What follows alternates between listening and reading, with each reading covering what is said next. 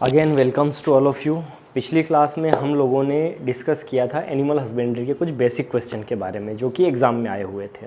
ठीक है, आज हम लोग शुरुआत करते हैं पहले चैप्टर से जिसका नाम है animal anatomy and it's classification. आज हम लोग क्लासिफिकेशन की बात करते हैं, है ना। क्लासिफिकेशन में यदि हम देखें तो सबसे पहले क्लासिफिकेशन की सबसे बड़ी और सबसे फर्स्ट यूनिट क्या है, तो वो है किंगडम।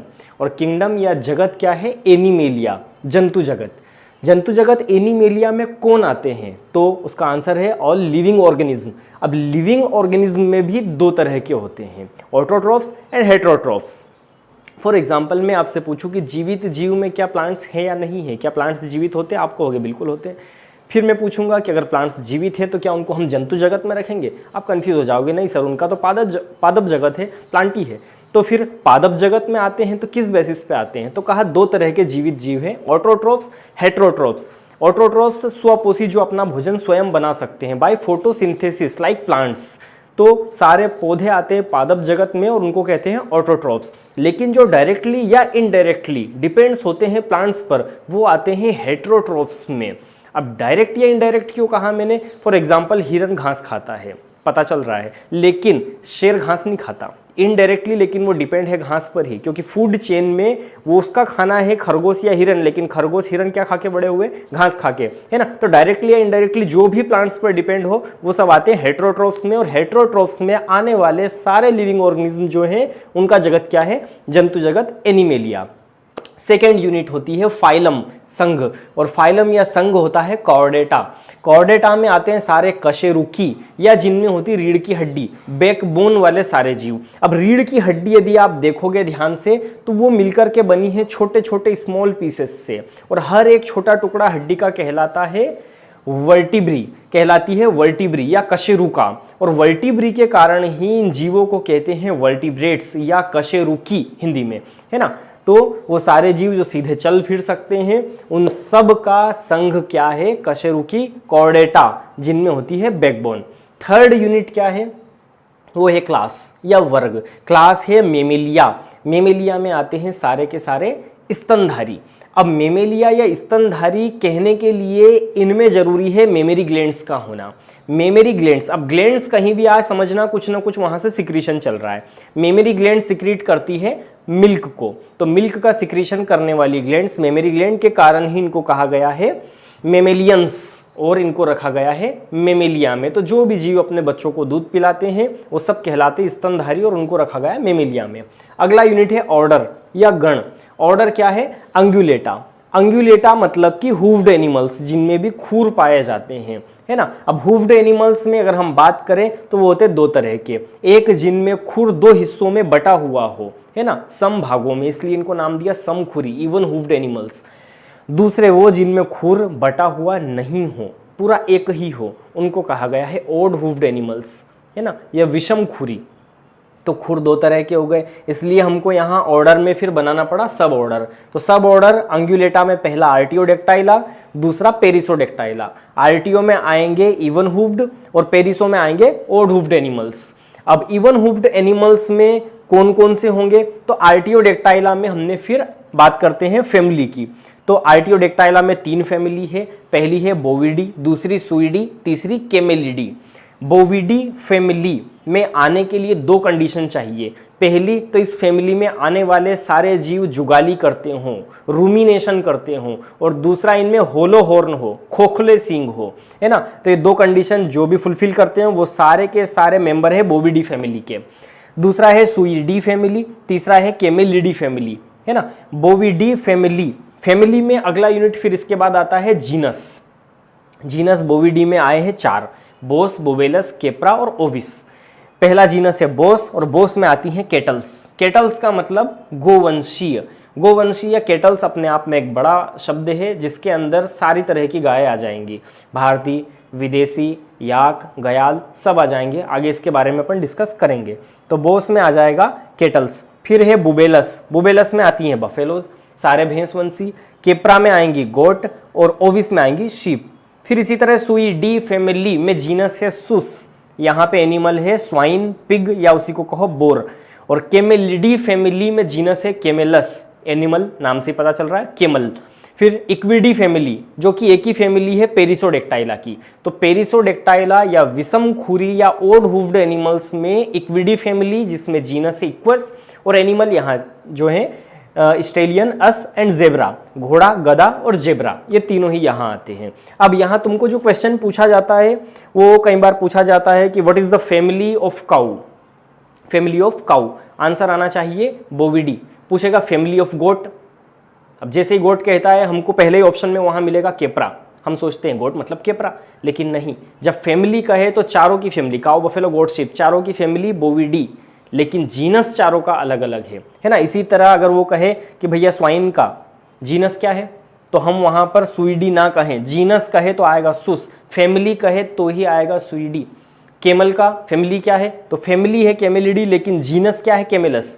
तुम सिंपल सी एक ट्रिक याद रखना, वैसे 100% तो नहीं लेकिन 99% ये चीज़ जो है हर जगह काम करेगी।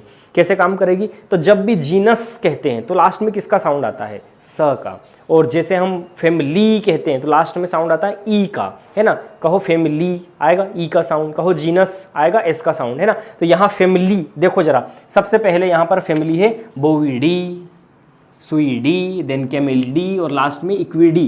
फैमिली जैसे ही कह रहे हैं ई का साउंड आ रहा है, तो सिंपल सी बात, जब भी हमको क्वेश्चन पूछे और क्वेश्चन में फैमिली कहा है तो ऑप्शन में ई के साउंड वाले ढूंढेंगे पहले। तो एस के साउंड वाले हैं तो उनको सबको अलग कर दो, केवल एक ही ई के साउंड वाला है तो वही अपना आंसर है।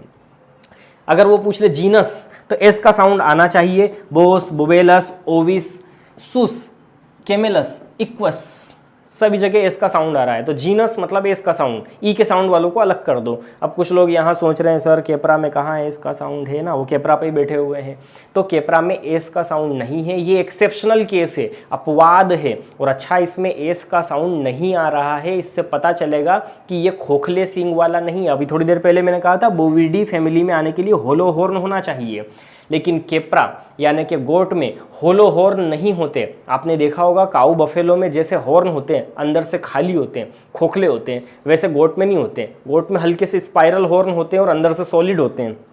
तो सॉलिड हॉर्न किस में है, गोट में। और ये एग्जाम में पूछा गया क्वेश्चन है ना, zoological name of goat and sheep. जब गोट का पूछता है तो आप लोग कहते हैं ओविसेरिस, और जब शीप का कहता है तो कहते हैं केप्रा हिरकस। तो कंफ्यूज मत होना, जब भी वो गोट कहे तो याद रखना भैया इसमें सॉलिड हॉर्न है, एस का साउंड नहीं आता, केप्रा हिरकस। कोई भी जूलॉजिकल नेम दो शब्दों से मिलके बनता है, पहला उसका जीनस और दूसरा उसकी स्पीसीज, पहला उसका वंश और दूसरा उसकी जाति, है ना। तो यहाँ गोट के नाम में एस का साउंड नहीं आता, ये याद रखना। क्लियर। तो ये हुई कुछ बेसिक बातें, एक बार रिवाइज कर लेते हैं फिर से यहाँ। तो जैसे जैसे हम लोग क्लासिफिकेशन में आगे बढ़ते हैं, हम देखते हैं अपने काम के जो एनिमल्स हैं, काऊ, बफेलो, गोट, शीप, उनको हम सेपरेट करते जाते हैं। सबसे पहले जैसे हमने कहा किंगडम एनिमेलिया, सारे जीवित जीव आएंगे, सारे लिविंग ऑर्गेनिज्म आएंगे। लेकिन जैसे हम फाइलम की बात करते हैं, हम कहते हैं कि अब केवल बैकबोन वाले आएंगे, मतलब हमने रीढ़ की हड्डी वाले सेपरेट कर लिए।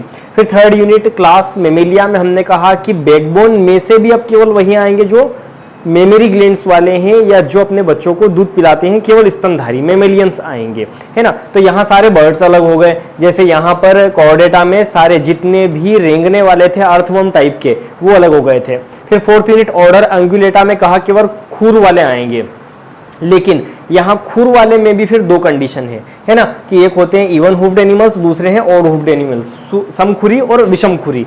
तो कहा कि यहाँ समखुरियों में आर्टियोडेक्टाइला में रखा और विषमखुरियों को पेरिसोडेक्टाइला में रखा, ठीक है। खुर वालों में भी फिर अपने काम के थे बोविडी फैमिली के, तो हमने फैमिली बोविडी बनाई, सुइडी, कैमेलिडी और इक्विडी में उनको अलग अलग डिवाइड कर दिया, ठीक है। तो सबसे पहले यहाँ जीनस आया बोस, फिर बुबेलस, केप्रा, ओविस। सुइडी फैमिली में जीनस हो गया सुस, कैमेलिडी में हो गया कैमेलस, इक्विडी में हो गया इक्वस, ठीक है। ट्रिक याद रखना, जब भी फैमिली कहेंगे ई का साउंड, जब भी जीनस कहेंगे एस का साउंड, ठीक है। तो ये हो गया अपना क्लासिफिकेशन। फिर अगली बात है यहाँ पर पहला जीनस बोस। अब बोस में आते हैं सारे के सारे केटल, सारे गोवंशी। अब सारे गोवंशी में सबसे पहले बात करते हैं इंडियन काऊ की, तो देखते हैं इसको आगे। तो शुरू करते हैं बोविडी फैमिली में सबसे पहले है जीनस बोस, जिसमें आते हैं केटल्स मतलब गोवंशीय। अब गोवंशी में केटल्स में भी सबसे पहले इंडियन काऊ या हम्ड काऊ, इंडियन काऊ का जूलॉजिकल नेम हो गया बोस इंडिकस। हम्प्ड इसलिए कहा क्योंकि इसमें कुबड़ होता है ऊपर की तरफ निकला हुआ। इसी को कहते हैं ब्राह्मण की गाय, काऊ ऑफ ब्राह्मण, या इसी को कहते हैं जेबू। लेकिन जेबू कहाँ कहते हैं? इंडिया में नहीं, जेबू कहते हैं यूरोपियन कंट्रीज में। देन यूरोपियन काऊ या एक्जोटिक काऊ या विदेशी गाय जिसका नाम है बॉस टॉरस। अपन ट्रिक बनाते हैं टूर वाली टॉरस, विदेश वाली टूर वाली टॉरस। वाइल्ड काऊ या जंगली गाय, जंगली गाय गाँव में आसपास देखने को मिलती है। लोकल लैंग्वेज में अलग अलग नाम होते हैं इसके, इधर मालवा निमाड़ में इसको रोजड़ा कहते हैं लोग, है ना। तो जंगली गाय का नाम हो गया है बॉस गौरस, गांव के आसपास गौरस। इस तरह ट्रिक याद बना लेना इसकी, याद रखने के लिए। अगला है याक, याक हो गया बॉस ग्रुनियंस। तो ग्रंटिंग करने वाला, गुर्राने वाला ग्रुनियंस। याक मतलब जो इधर मेनली तिब्बत में मिलता है या अपने ठंडे प्रदेशों में मिलता है, जम्मू कश्मीर हिमाचल साइड देखने को मिलता है, जिसके ऊपर घने बाल होते हैं, डेंस हेयर होते हैं, ना। तो गुर्राने वाला ग्रुनियंस याक। गयाल बॉस फ्रंटेरिस। अपन ट्रिक बनाते हैं कि इन सब में जो फास्ट दौड़ता है, सबसे तेज दौड़ता है, होता है गयाल, इसलिए फ्रंट में आ जाता है फ्रंटेरिस, है ना। तो ये हो गए जीनस बॉस के सारे लोग। फिर आता है जीनस बुवेलस या भेषवंशी। बुवेलस में सबसे पहले इंडियन बफेलो। अब इंडियन बफेलो जो है, इंडियन बफेलो का नाम हो गया बुवेलस बुवेलिस। वाइल्ड बफेलो जंगली भैंस, और जंगली का नाम हो गया बुवेलस माइंडोरेंसिस। अपन ट्रिक बनाते हैं, जंगली है वाइल्ड है, उसमें माइंड नहीं होता, है ना। तो जैसे ऑप्शन में माइंड दिखेगा समझ जाएंगे बात चल रही है वाइल्ड वाली की। अफ्रीकन बफेलो अफ्रीकी देश में मिलती है और इसका नाम है बुवेलस केफर। याद करने के लिए अपन ट्रिक बनाते हैं, अफ्रीका में धूप गर्मी बहुत ज़्यादा होती है और वहाँ बचने के लिए केप पहनती है ना। तो केप वाली बफेलो, फर वाली केप, बुवेलस केप फर, याद रहेगा। तो इस तरह हो गई बफेलो। अगला है गोट, कैप्रा हिरकस, शीप ओविजेरिस। पहले भी मैं बता चुका हूँ, इसमें कंफ्यूजन क्रिएट होगा तो याद रखना भैया, गोट जो है एक्सेप्शनल केस है और इसके नाम में एस का साउंड जीनस में नहीं आता। कैप्रा हिरकस, शीप हो गया ओविजेरिस। अगली फैमिली है स्वीडी जिसमें जीनस है सुस और एनिमल है स्वाइन या पिग। तो ये दो तरह के होते हैं, डोमेस्टिक और वाइल्ड। डोमेस्टिक का नाम ही सुस डोमेस्टिका, याद करने की ज़रूरत ही नहीं है, जूलॉजिकल नेम जो है उसके नाम में छुपा है। डोमेस्टिक मतलब डोमेस्टिका। वाइल्ड पिग या जंगली सुअर आप लोगों ने देखा भी होगा, तो जंगली सुअर में सामने की ओर जो है दो केनाइन बाहर की तरफ निकले होते हैं, दांत निकले होते हैं ना। तो अपन ट्रिक बनाते हैं कि मजबूती से कसे हुए दांत होते हैं, मानो स्क्रू से कसे हुए हो। तो वाइल्ड पिग सुस स्क्रोफा, स्क्रू वाले टीथ स्क्रोफा में, वाइल्ड में। अगली फैमिली है कैमेलिडी, जीनस कैमेलस। नाम से पता चल रहा है केमल आएगा। केमल दो तरह के, पहला 2 हम्प्ड केमल और दूसरा होता है 1 हम्प्ड केमल। 2 हम्प्ड केमल जो है इसका नाम है केमेलस बैक्ट्रियनस। तो अपन ट्रिक बनाते हैं इसको याद करने के लिए। पहली बात कि 2 हम्प्ड केमल कहाँ मिलता है? ये मिलता है एशियन कंट्रीज में, इसीलिए इसको एशियन केमल भी कहते हैं। तो एशियन केमल, 2 हम्प्ड केमल केमेलस बैक्ट्रियनस, और 1 हम्प्ड केमल को कहते हैं केमेलस ड्रोमेडेरियस, या 1 हम्प्ड केमल मेनली मिलता है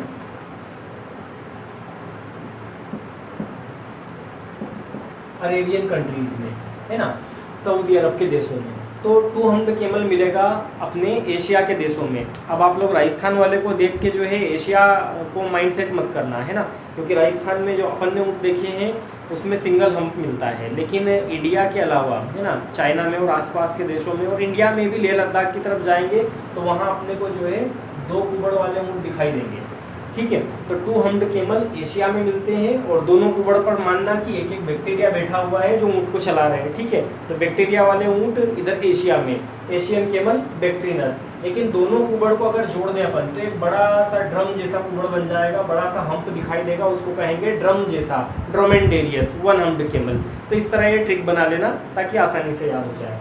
फिर इसके बाद में अगली फैमिली है इक्विडी, जो कि सब ऑर्डर पेरिसोडेक्टाइला की है, अभी तक चल रहा था आर्टियोडेक्टाइला। इक्विडी फैमिली में जीनस है इक्वस और यहाँ 3 एनिमल है। पहला है अस या डंकी, नाम हो गया इक्वस एसिनस, तो याद रखना अस से एसिनस। स्टेलियन यानी कि हॉर्स, और इसका नाम हो गया इक्वस केबेलस। और लास्ट में जेब्रा, इक्वस जेब्रा, ठीक है। तो आज के लिए इतना ही। तो ये हो गया अपना क्लासिफिकेशन कंप्लीट। आगे का टॉपिक कल देखते हैं, लेकिन सब्सक्राइब करो चैनल को, हो सके तो शेयर कर लो भैया, लाइक वाइक इच्छा हो तो कर लिया करो कभी कभार, है ना। तो आज के लिए इतना ही काफ़ी है।